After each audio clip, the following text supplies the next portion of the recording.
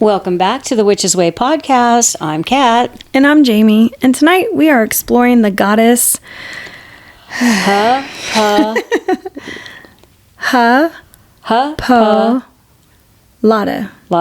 Hippolyta. It looks like hippo.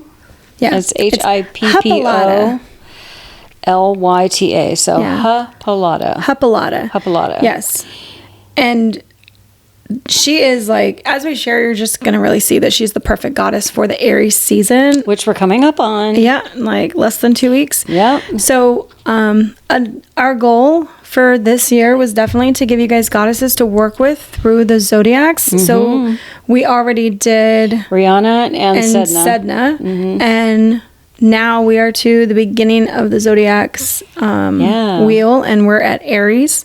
So Hippolyta. So let's just jump right in, right? Who is Hippolyta? Well, this is the woman who's queen of the Amazons. Ooh. Okay. And she's a warrior. She is literally, Xena the warrior princess is built off of her legend. I love her already. So the Amazons are a tribe of warrior women known for their strength, independence, and prowess in battle. No, so is this a movie? I'm thinking of a movie. Was there one with the same theme with the girls all on the islands and on the island? What movie is that? Wonder Woman. Wonder Woman. Yes, same exact peoples. All right. The Amazonians, the Amazons. Yeah, they don't say Amazonians. They definitely say Amazons. So yeah, this does not mean that they're from the Amazon rainforest. That's not it at all. They actually believed that this tribe was closer to present day Turkey, and that they created a society. I see. Yeah. So her name, the Hippolyta, means unbridled mare. So unbridled, which is free, synonymous for freedom. Free. And then mare, the female horse. They're known for a free female. Yeah, exactly. Right. Love that. And mares are known for taking exceptionally good care of their riders. So this was to add to the, I was going to say like devotion or the powerfulness or like the care of the Amazons. They're said to be the first people who, what's the word? I'll get to it.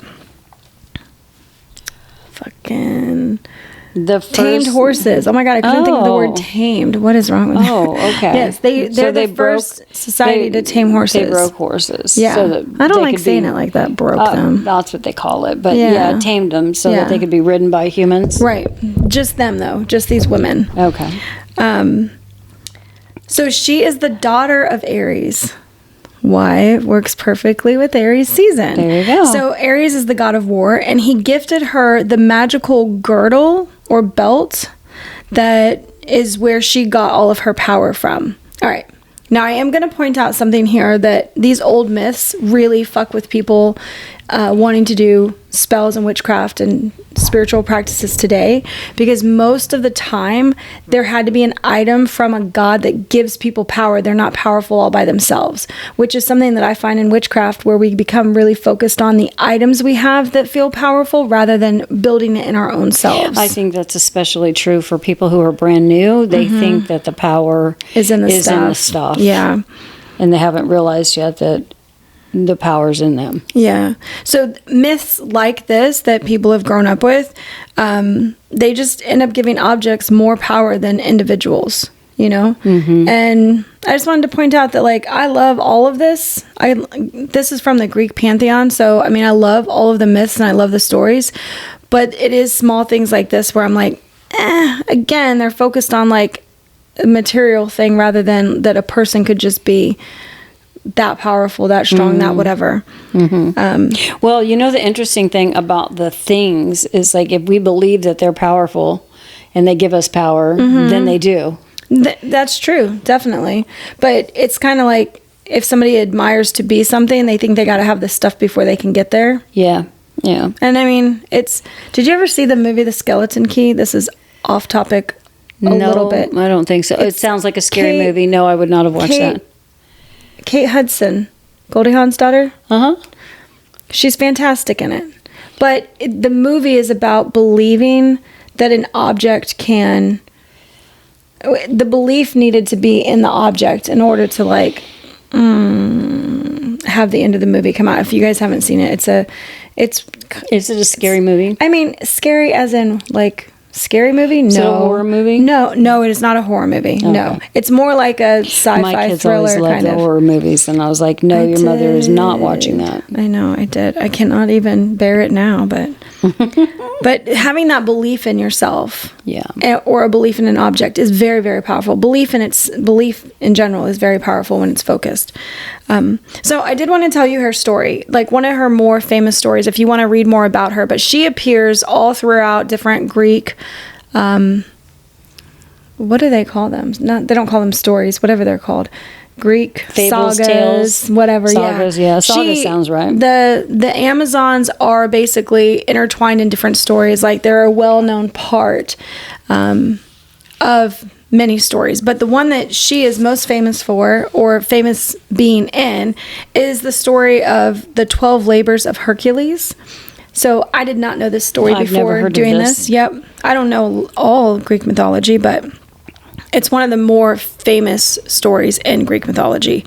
But it's basically, there were a series of nearly impossible tasks assigned to Hercules by a king as penance, which is like to make up for his wrongdoings, right? Mm-hmm. For killing the king's wife and children in a fit of madness, which I didn't know that about Hercules either. Really? I guess he was like this imperfect guy that, threw things and did shit, and then people died, and he was like, oh, I'm sorry. He's a really nice guy. Well, because he was like really, really, I mean, his whole super thing strong. Was super strong. Yeah, the strength. Like super strength, or whatever you would call it. Sure. Yeah, so that's how this story came about, is it's basically Hercules threw a fit, accidentally killed some people, and now he's got to do these 12 tasks. Well, in that, the 9th task was to take the girdle from Queen Hippolyta. If you guys can't tell, we're having a tough time saying it because the words the letters do not match it phonetically. Yeah, it's hippo.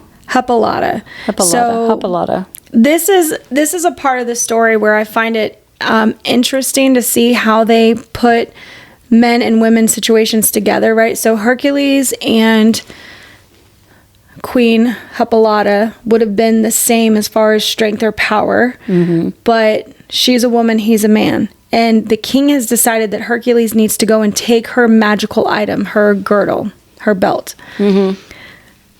Because that's taking her power. Because it's taking her fucking power. Mm-hmm. I mean, it upset me when I was reading this. I was like, of course it's another fucking story about a man stealing a woman's power. Of course, patriarchy's been going on since... So, yeah, well, this was inspired by one of those civilizations. What's really interesting is that there's like 3 different ways the story goes, and I think they're all very telling on, how you see the situation. In the first story, it's that she was actually happy to like meet Hercules and see him and was going to give him the girdle willingly to help him pay for his mistakes because that was like in the best interest of whatever, right? So she was this she was seen as being like giving and benevolent. kind. Mm-hmm. Yeah, benevolent. The second one is that she fights Hercules and is killed, and so he takes it from her. So she loses. So the woman has to lose. Is this like different versions of these? Of the same story. The same story? Yeah, so people wrote it down differently. People retell it differently, and when those start, I don't know if anybody knows when, like how they got changed. But then the third story, which I find very interesting, is that Hercules went there and they fell in love.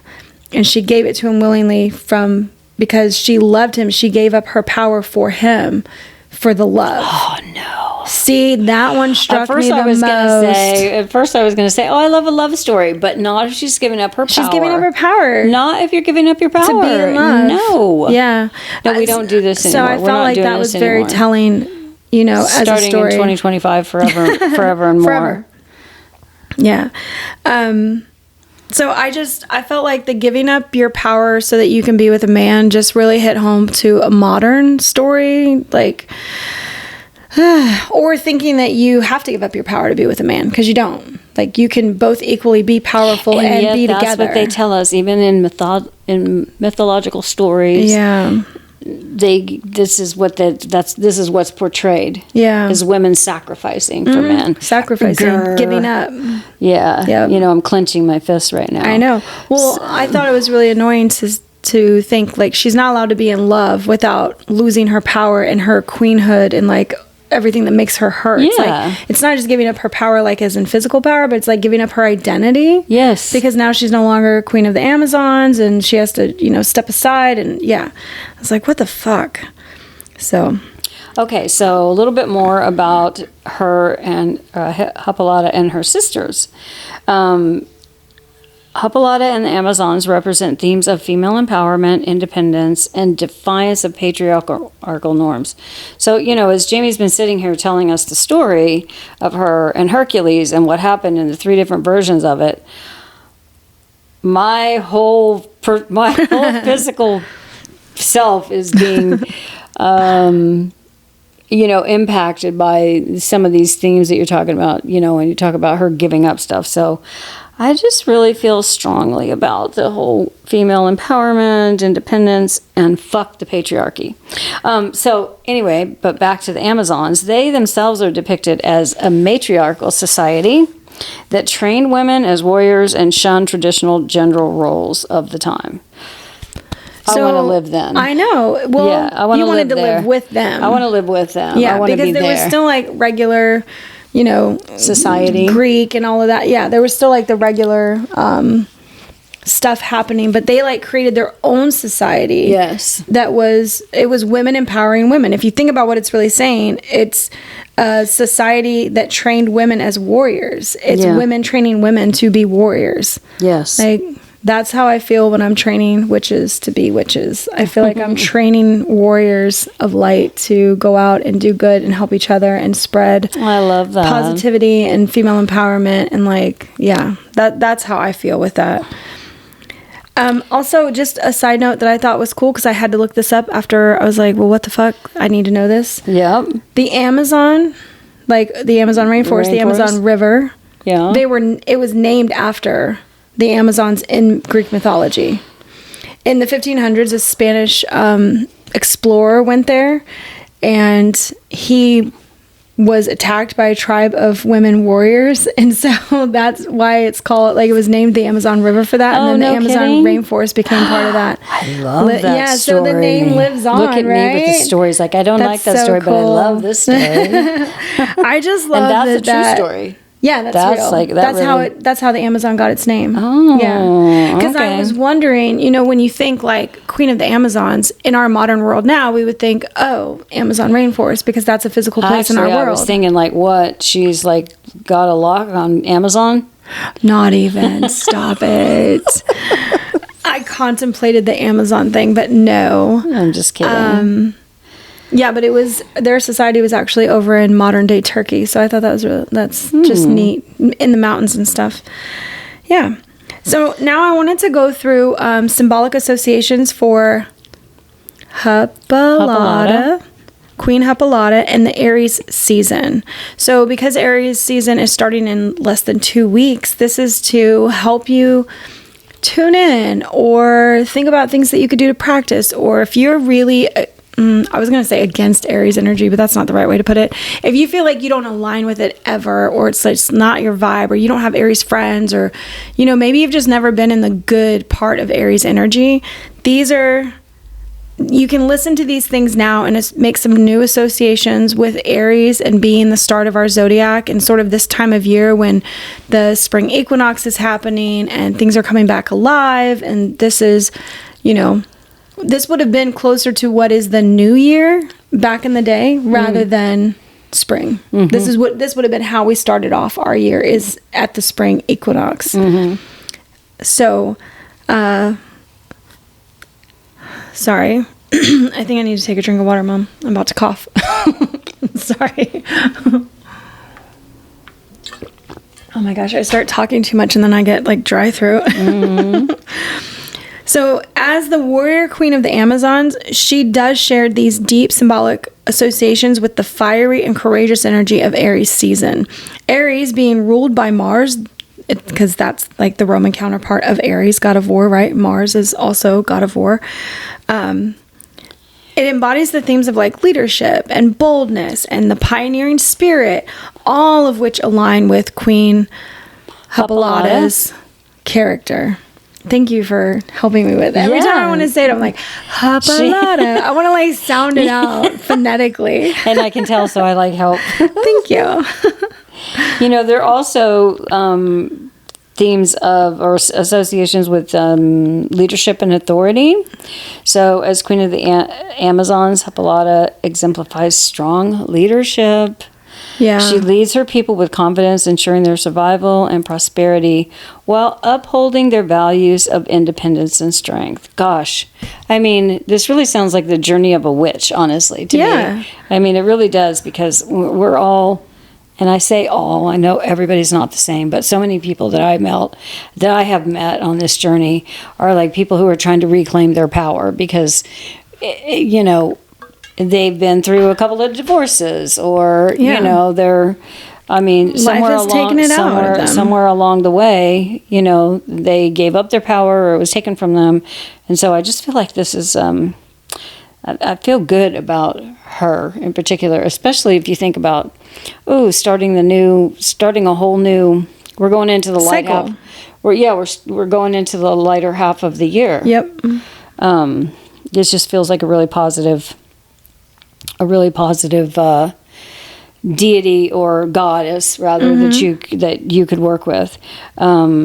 So Aries energy is all about, you know, as the first sign of the zodiac, Aries energy is about new beginnings, initiative, and bold leadership. The season encourages us to step into leadership roles and to carve a path forward with determination. So it's really that stepping out. It's like, I almost feel like Aries is like the fool, where he's stepping off. Oh, yeah. Except the fool's kind of naive, but Aries is not naive. Aries is really bold, determined, and determined. And, you know, with that Mars rulership, there's a lot of power there. There's a lot fire, you know, power. Definitely. Yeah, I think next we would talk about courage and sort of the warrior spirit with the Amazon women and the Queen Hippolyta. For Hippolyta, she's known for her bravery and combat skills, right? So like that's definitely, I see that with Aries. Hippolyta embodies the archetype of the warrior queen, which that really spoke to me. Like a warrior queen. Yeah, I think that's what we are when we're strong in our practice. Absolutely. Like we feel like warrior queens, unafraid to stand our ground, you know, and unafraid to protect the people that we love. I think that that's what we become more fierce with as we step into that archetype of warrior queen. And you're comparing that with the Aries energy. That's the warrior archetype in itself. It doesn't have to be male or female, right? Just being that warrior, that it's god of war, so I guess it explains itself. But the season amplifies the qualities of courage, assertiveness, which sometimes gets a bad rap from Aries. They're too assertive. And the willingness to fight for the goals.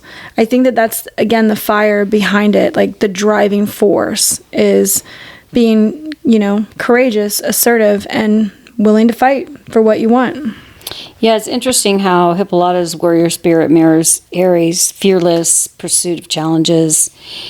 It makes her a perfect symbol of strength and action during the season. That's why I like working with a goddess. If you want to work with something, the energy of Aries, or, you know, or Pisces or whatever, or Leo, but finding a goddess to fit that, because that's like an action figure that embodies all of the things of the season that you can really connect with, because she is a goddess. She does have a story. She has a life that she's lived in myths and been told for thousands of years. Yeah, and all the goddess stories, I feel like they all were fighting against some sort of patriarchal society, or the way that things were. Yeah.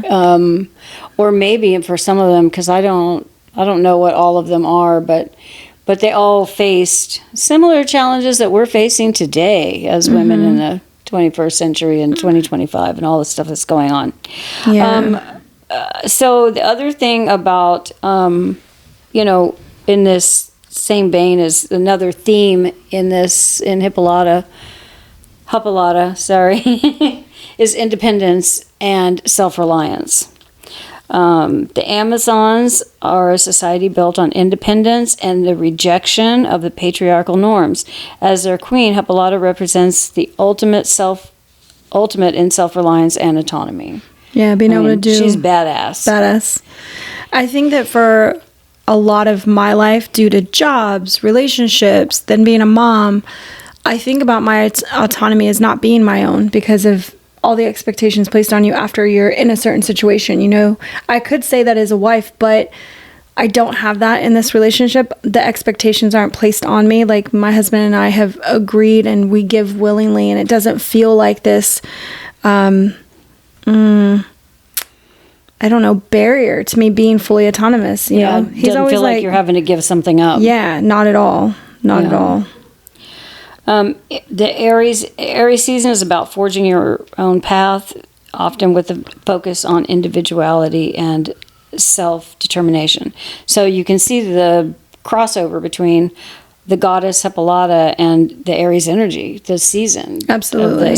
That's why she makes a perfect match for this. Truly.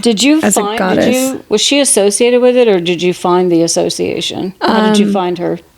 The association is written in a book. Oh, okay. Yeah. All right. So I was able to use what somebody else already wrote and determine like all the other ways. Perfect. I mean, she's absolutely perfect for Aries season. So I knew of her, but I did not realize that she was the daughter of Aries. Like, that I had to do more digging because the book only gives a small description, and I had to do a lot more digging about her story and just, you know, that her dad gave her a magic girdle and some guy wanted to take it away and like just shit like that. It's like, what? Yeah. So next would be like the protection and boundary setting that can come during Aries season for you. And how we associate the two with Queen Hippolyta. So as queen, she's going to protect the sacred island of, we're going to pronounce that one because I wrote it out, you guys. The Mizkura. And this is where you see the draw to the DC Comics Wonder Woman, because that is the name of the island that they have in the movie, and this all centers around, like, that gets deeper into the story of the Amazon women and where they live. And Turkey, as far as I know, but I should have fucking probably checked this, does Turkey have islands? Like, how were they on an island when they were in modern day Turkey? I'm just thinking of the map. I don't know. Right? No. Isn't it landlocked? I don't know. I know. I'm pretty sure it is, but I honestly don't know.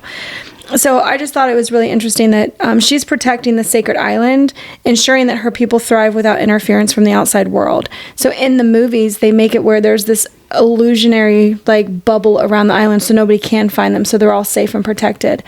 And I think that while the rest of the world knew they were there, they couldn't go and visit them. I think that the women had to come out of their safe circle in order to join a fight in the world, because they're known for like coming and, you know, joining in battles and helping defend and all of that. But if nobody could go to them, they could only come forward. It so reminds me of The Witch in the Woods, where like people will be like, ooh, over there, okay, we know who lives over there, and she only comes out sometimes, and like maybe you ask her a question on the street, but that's like the whole hedge witch thing, right? Like living on the edge of society and, I don't know, being kind of invisible. Yeah. So Aries also has protective energy, and it's willing to defend what it values. Aries season can encourage setting boundaries and safeguarding your own energy and resources. That's the hidden circle part. Like, they've decided they're going to set these boundaries so that nobody can come in and fuck with their society. Like, unless they choose somebody to come in. I love it. Divine connection between Aries season, or Aries and Hippolyta. So in Hippolyta's girdle was a gift from Aries, linking her to the god of war and his archetypal energy. Aries energy is ruled by Mars, carrying the qualities of action, strategy, and decisive power. Yeah, the way those two really connect is just through planetary, like Mars. So Mars being associated with Aries and her, you could have, like, on an altar setting, you could have these different elements to go with, like, bringing in the Aries season energy, you know? Yeah. Just things you could think about. Or finding, you know, oh, what's a stone related to Mars? Or a color for Mars, the horse for the queen. I don't know, fire. I would think fire. Fire. Definitely yeah, candles and stuff. Yeah, absolutely. Even though it never talks about fire as a symbol for her, I still think, like, I don't know. You don't know what was on her belt. There could have been a fire launcher there. A fire launcher? Oh my gosh. I don't know. Oh, okay. Random fact also. Diana Prince, who is actual Wonder Woman. Okay, I may have got this wrong. Queen Hippolyta is her mother. So Queen Hippolyta is not Wonder Woman. She was Wonder Woman's mom. Oh, okay. That's how the DC Comics put into it. I see. I'm not saying that, like, that's not the Greek mythology part, but I see. That's how they made her character, where she went out into the world and, you know, in one of the movies, she actually fights Aries, the god of war, and they did not say in the movie that was her dad. I just have to get caught up on the DC. On the movies? Yeah, on all the movies. I have a son. It's easy. We always go see all the hero movies together. I know you do. So in springtime, what I really love about this is, like, springtime is about that renewal and strength. All the plants are, like, they're using their energy to push out of the ground to come up, to fruit, to bloom, to do whatever. And so Queen Hippolyta symbolizes that renewal and resilience. It's the qualities that are necessary for the Amazons to thrive on their secluded paradise, right? So they have to know how to survive in their without anybody else helping them. They've created their own society, their own place to live, their own everything. So that's that being able to renew and have that resilience of their resources. And with Aries marking the start of spring, it's a time for new growth. I mean, literally vitality and fresh starts and birds chirping. And that's when my little baby owls will be in their box. I'll get baby owls. I love your little baby owls. I know. Oh my gosh, speaking of birds, I had a baby hawk. You did? Land in my backyard. Jolene's got a picture of it. She was here with me, and she pulled her phone out and got a picture of it. I'm pretty sure he's young. You're going to have to identify it for me. Yeah, you need to see it. Because when you mean like a baby hawk, do you feel like it was small, or that it was just multicolored, like it was still a fledgling? Yeah, it looked like, it wasn't like solid. It was definitely a hawk. Yeah. But it wasn't huge. And yeah, it just seemed young to me. And maybe that was because it had like patches that weren't all the same color and stuff. Exactly, that's when they're young. Okay. Okay, so let's talk about some rituals or meditation ideas for Aries season inspired by our Amazon queen, Hippolyta. All right. So, things you can do. Reflect on your inner warrior. Meditate on areas of your life where you can step into leadership or assertiveness. This is in line with not only this goddess, but with the energy of this season that we're getting ready to step into. Yeah. In another week and a half or so. I would say question yourself on how many times you're like, this could be done better. So-and-so doesn't know what the fuck they're doing at work. Like, that's what I think of. And step into another role, take on more, or show that you have the skills that could do the job better. Yep. If you want to, if that aligns with your purpose. Another thing, use the symbols of fire, which is Aries element, or create a small ritual revolving a red candle. Involving, not revolving. Did I say revolving? Revolving. Oh, I just pictured a candle going round and round. Involving. A small ritual with a red candle to evoke Hippolyta's courage and Aries' bold energy. The red color. The red color, yeah. Do you know what I thought about doing to challenge myself? What? Because this is really out there. What? I thought about wearing red every day. She doesn't even like red. I don't own Do you even red. have any red clothes? Yes, I have a Chiefs sweater and a Chiefs t-shirt, and I have red leggings. Well, pantyhose things. That is it. This I have to see. Hey, actually, I have a red, like, it's not a sports bra, but it's like a soft bra that you kind of sleep in, or like your t-shirt bra kind of thing. It's red. because it came in a pack. Jamie's never liked red. So. I've never liked red. I've never really worn it. But that's something that I thought of doing it just to invoke for the season is like, what if I wore something that was red every day? I mean, that I might need like a bracelet because I'm not going to go buy a whole new wardrobe. You don't have a lot of red clothes. But I could wear like a pin or like a button, or I could get something else that's symbolic and wear it every single day. Yeah. But I want to know what that feels like to connect with my root chakra also. So when I get into colors and like the patterns of that, that's your root chakra. That's like feeling secure in your place. Yes. I don't know. You guys let me know if you think that's crazy or too much. Okay. So for one more thing to do for a ritual, write affirmations for self-reliance and setting boundaries inspired by the independence of Hippolyta and the pioneering spirit of Aries. Some self-reliance. Yeah. I think this is where we get into even shadow work a little bit, where you're like, I can do it. Yeah. Right. I can do it with a broken heart. Oh. Yeah, we haven't talked about Taylor in a while. I think writing affirmations for the self-reliance part is one of the things that I stopped doing is calling people every time I had a problem to talk about it.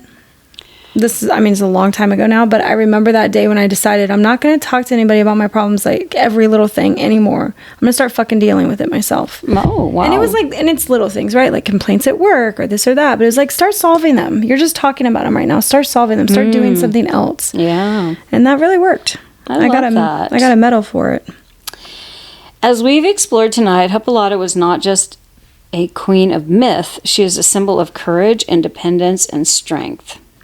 Her story teaches us to embrace our inner warrior, step into leadership, and fiercely protect what we value most.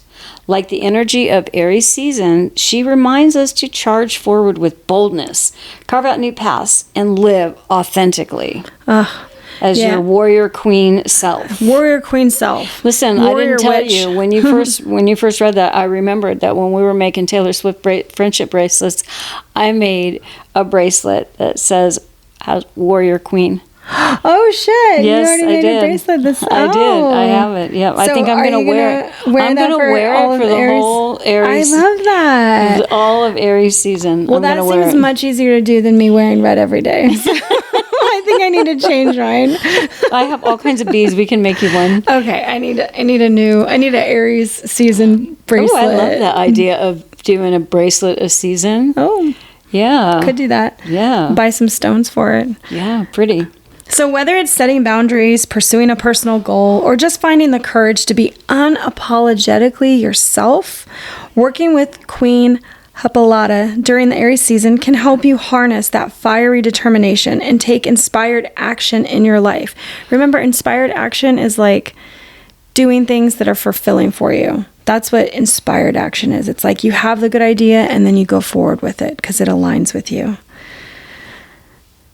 I think her energy is all about stepping into your power and standing tall in the face of challenges. Yes. Including men who want to take your shit. Yes, yes. Thank you so much for joining us on this deep dive into the mythology and magic of Hippolyta. We hope her story inspires you to channel your inner Amazon queen and embrace the bold energy of Aries season. Until next time, keep shining bright, stay magical, and always remember, you've got the power to lead your own destiny. Yes. All right, witches. Bye, witches. See you next time. Next time. Bye.